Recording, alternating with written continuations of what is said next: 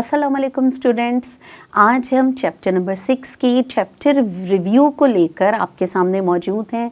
We have done the chapter number 6 equilibrium और अब इसका एक शॉर्ट रिव्यू जो है वो आपके साथ कर लेते हैं।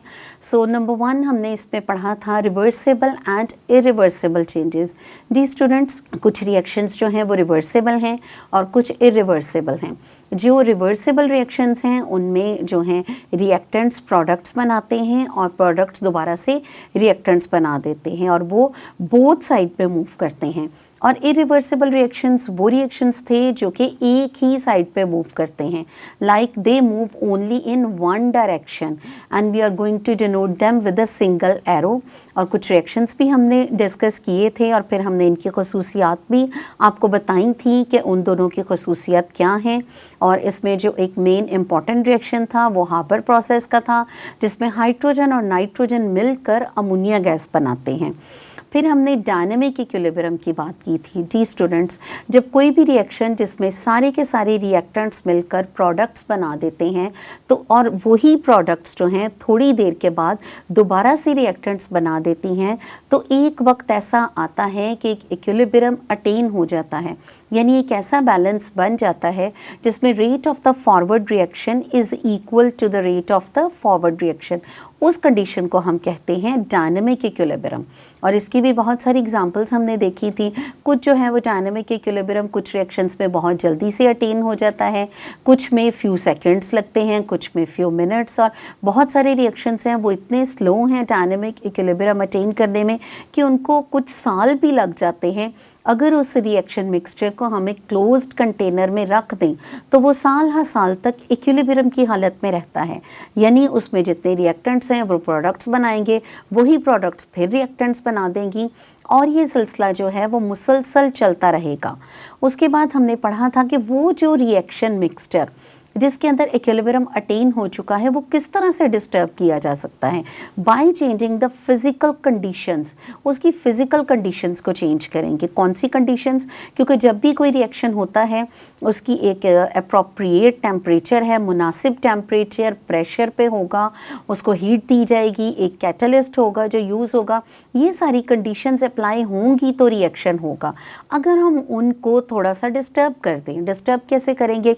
बाय एडिंग और विड्रॉ वन और मोर रिएक्टेंट्स। अगर हम किसी रिएक्टेंट्स को निकाल दें या ऐड कर दें, या फिर हम उसकी किसी प्रोडक्ट को निकाल दें, या फिर हम उसको चेंज करेंगे उसका टेम्परेचर, या तो ज़्यादा कर दें, इंक्रीज़ कर दें, या डिक्रीज़ कर दें, उसके ऊपर जो कैटलिस्ट है वो चेंज कर दें, जो उसके ऊपर हमने कंडीशंस लगाई हैं उनको चेंज करने से रिएक्शन मिक्सचर जो है उसका इक्विलिब्रियम डिस्टर्ब हो जाएगा। सो ये हमने पढ़ा था कि उसके क्या आएंगे एक्सरसाइज क्वेश्चन से साथ साथ वो भी हमने किए थे। और आज हमने जो है वो मेन चैप्टर की जो एक्सरसाइज है हमारे पास उसके शॉर्ट आंसर्स जो हैं वो करेंगे, और उसके बाद कंस्ट्रक्टेड रिस्पॉन्स क्वेश्चंस जो हैं वो हमारी बुक में दिए गए हैं। आइए शॉर्ट क्वेश्चन आंसर्स को और कंस्ट्रक्टेड रिस्पॉन्स क्वेश्चंस को सॉल्व करते हैं। जी स्टूडेंट्स, हम चलते हैं। Questions for the short answers हैं। चैप्टर नंबर 6 जो है that we have done, it was very short chapter और इसके कुछ शॉर्ट क्वेश्चंस हैं that we will do. Page number 91 है और फर्स्ट क्वेश्चन है how is dynamic equilibrium different from the static equilibrium. जी पूछा ये गया है कि डायनामिक इक्विलिब्रियम जो है क्यों डिफरेंट है स्टैटिक इक्विलिब्रियम से, किस तरह से। सो आंसर देखते हैं। Dynamic equilibrium and static equilibrium are different in how they function. Number 1 बात करेंगे डायनामिक इक्विलिब्रियम की। So dynamic equilibrium happens when reactions are still occurring but the rate of the forward reaction equals to the rate of the reverse reaction.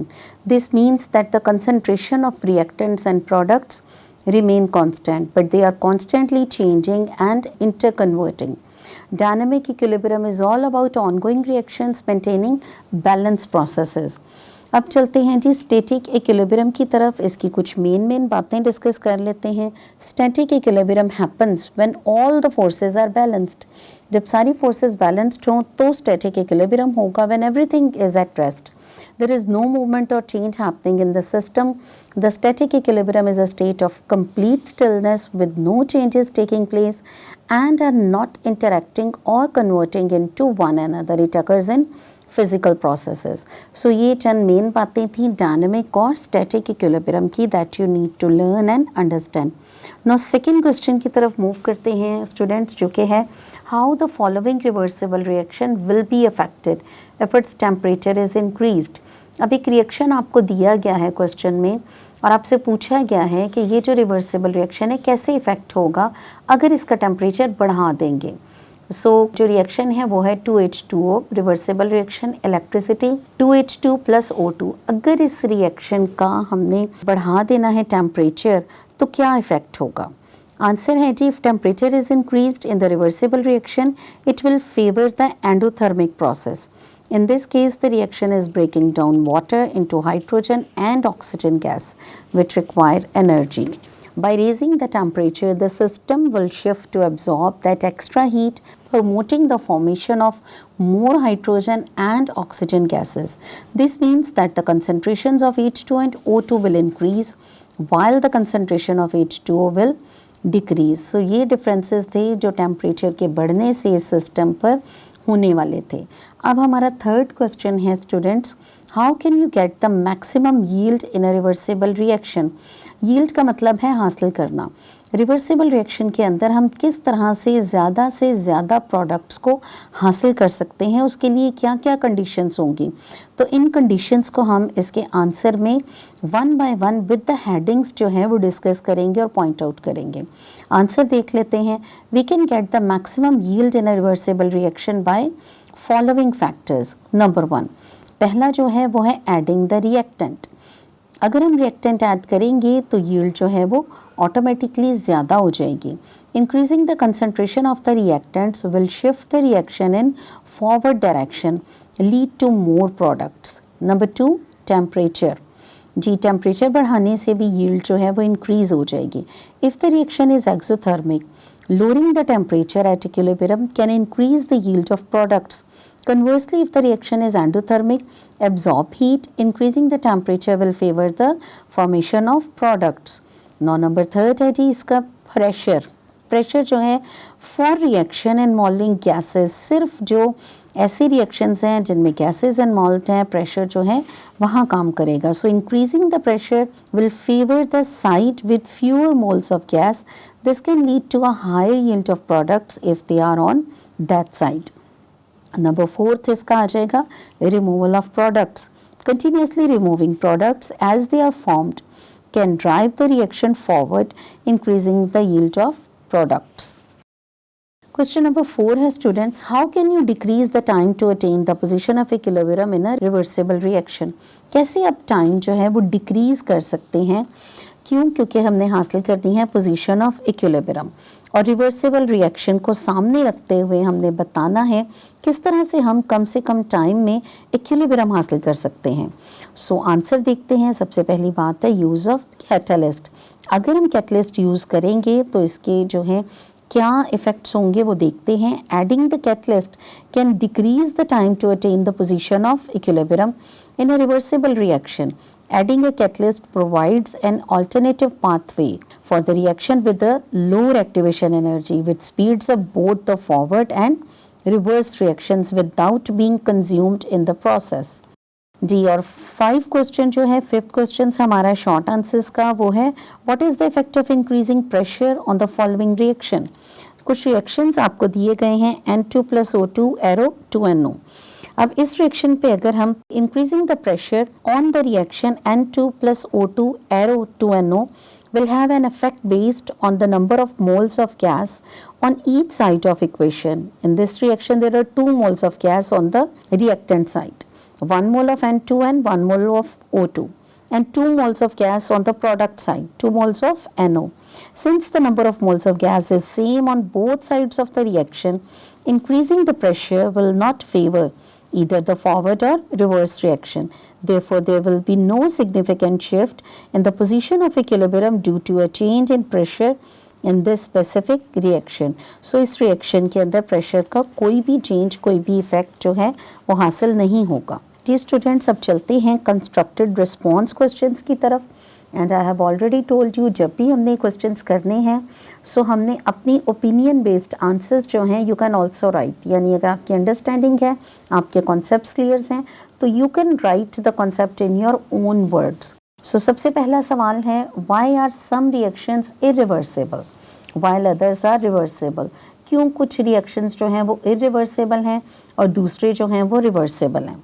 Answer की तरफ चलते हैं students. Some reactions are irreversible while others are reversible due to following reason. So पहली reason है, in many irreversible reaction the products formed are more stable than the reactants. For example, combustion reactions often produce gases and heat, making it energetically unfavorable for the products to return to the original reactants.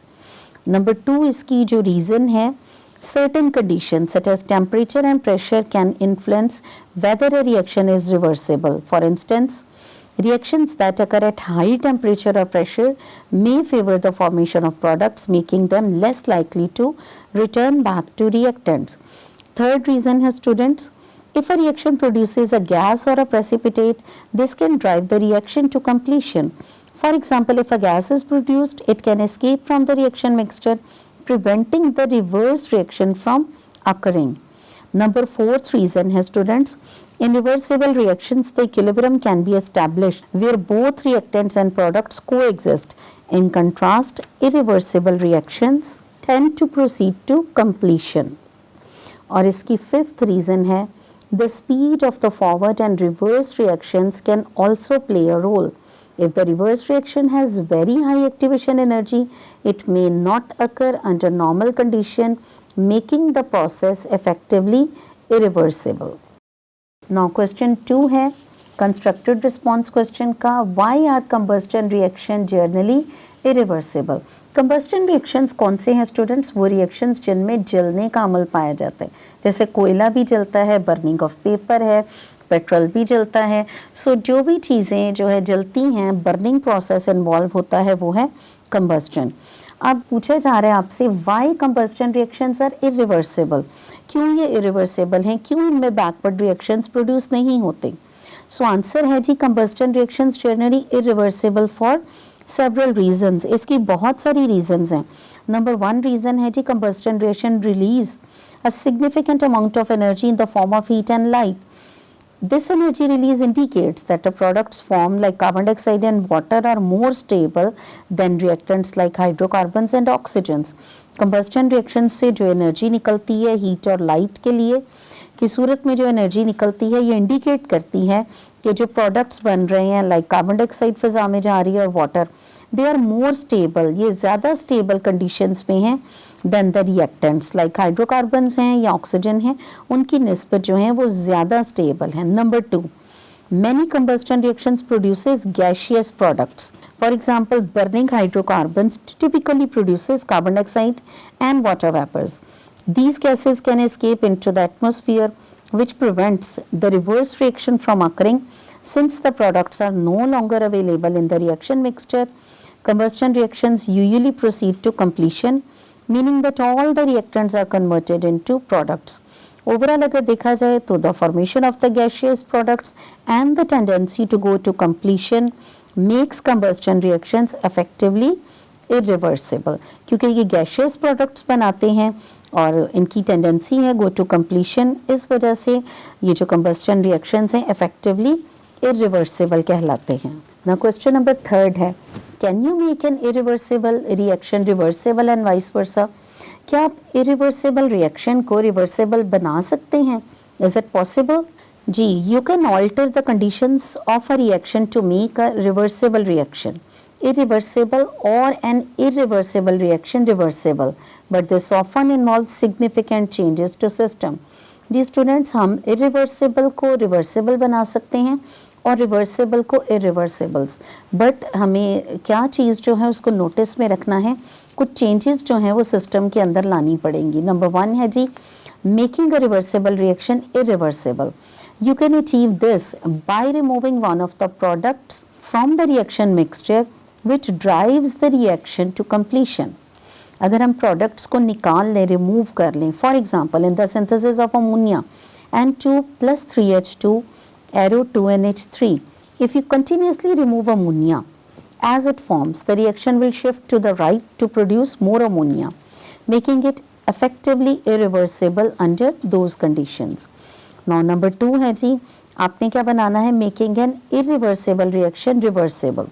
तो इसके लिए ये ज़रा ज़्यादा मुश्किल है, challenging काम है। This is more challenging but can be done under specific conditions. For example, in the combustion of hydrocarbons, if you were to introduce a process that captures carbon dioxide and water vapor and converts them back to hydrocarbons, like using a chemical reaction in closed system, you could theoretically create a reversible cycle. However, this typically requires significant energy and specific catalyst. आपको catalyst जो है वो भी बदलना पड़ेगा और जो energy आप प्रोवाइड कर रहे हैं उसकी मिकदार को आपको ज़्यादा करना पड़ेगा।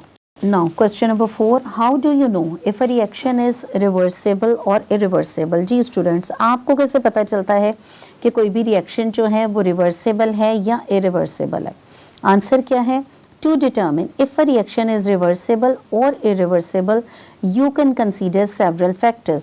आपको बहुत सारे फैक्टर्स जो हैं उनका ध्यान रखना पड़ेगा, फिर आपको पता चलेगा कि कोई भी रिएक्शंस जो है वो रिवर्सिबल है या irreversible. Number 1, many reactions are inherently reversible.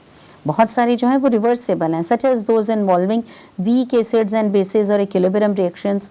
In contrast, reactions like combustion or certain oxidation reduction processes are typically irreversible.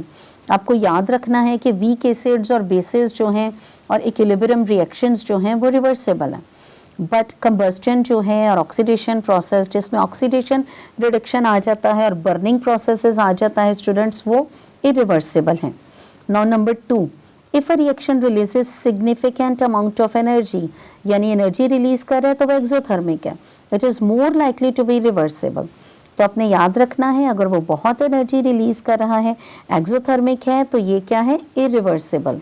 Reactions that absorbs energy endothermic may be reversible, especially if they can reach an equilibrium state. अगर वो energy absorb कर रहे हैं तो इसका मतलब है वो रिवर्सिबल है। सो ये आपने चंद बातें जो हैं वो ध्यान में रखनी है। नंबर 3 पॉइंट देखते हैं, if a reaction produces gases or involves a change in the number of moles of gas, it may favor reversibility.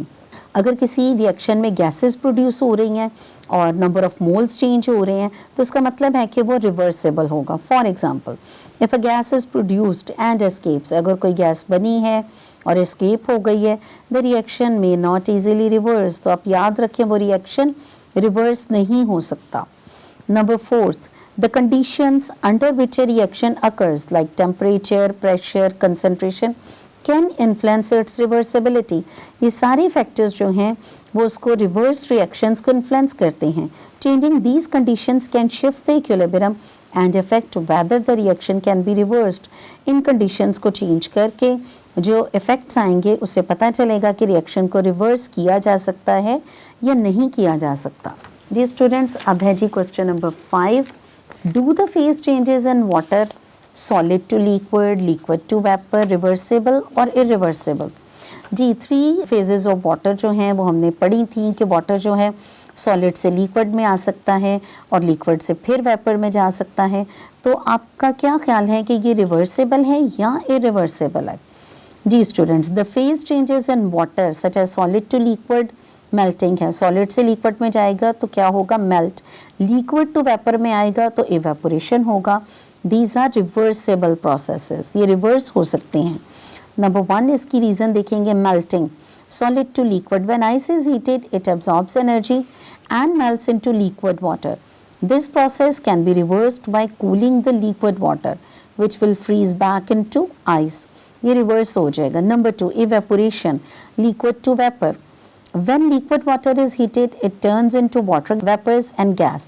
This process also reversible. When the vapors cools it can condense back into liquid water. यानी एक phase जो है वो दूसरी phase में बदल जाएगी, दूसरी जो है वो दोबारा से पहली फेज़ में चेंज हो जाएगी। Both of these phase changes can occur in a closed system where the water can transition between solid, liquid and gas states without any loss of mass.